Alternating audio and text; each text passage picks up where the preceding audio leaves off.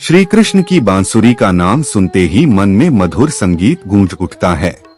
वही बांसुरी जिसकी धुन पर गोपियां दौड़ी चली आती थीं, वही बांसुरी जो राधा रानी के हृदय की धड़कन थी। लेकिन क्या आप जानते हैं कि जब श्री कृष्ण मथुरा छोड़कर द्वारका जा रहे थे, तब उन्होंने अपनी प्रिय बांसुरी को हमेशा के लिए छोड़ दिया था। आखिर क्यों? आइए जानते हैं। श्री कृष्ण का जीवन केवल प्रेम और लीलाओं तक सीमित नहीं था। वे इस धरती पर धर्म की स्थापना और अधर्म के विनाश के लिए अवतरित हुए थे। मथुरा और वृंदावन में उन्होंने अपनी लीलाएं पूरी की, गोपियों के साथ रास, राधा के साथ प्रेम और ग्वालबालों संग बाल्यकाल की मधुर यादें। लेकिन कंस वध के बाद जब श्री कृष्ण ने द्वारका की ओर प्रस्थान किया, तो उनके जीवन का एक नया अध्याय शुरू हुआ।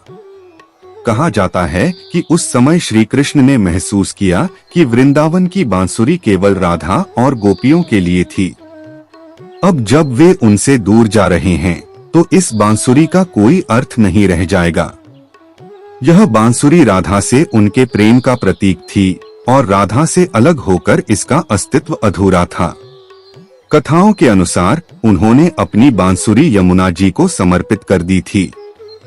कुछ मान्यताओं के अनुसार उन्होंने बांसुरी को तोड़ दिया ताकि द्वारका में कोई उसकी धुन न सुन सके, क्योंकि वह राग केवल वृंदावन के लिए था। राधा के लिए यह बांसुरी केवल एक वाद्य यंत्र नहीं, बल्कि श्री कृष्ण का हृदय थी। इसलिए जब श्री कृष्ण ने बांसुरी को छोड़ दिया, तो उसका अर्थ था कि अब उनका जीवन प्रेम और रास का नहीं, बल्कि कर्तव्य और धर्म का है। कृष्ण की बांसुरी हमें यह सिखाती है कि प्रेम सबसे मधुर होता है, लेकिन जब जीवन हमें कर्तव्य के मार्ग पर बुलाए, तो त्याग करना भी उतना ही आवश्यक होता है।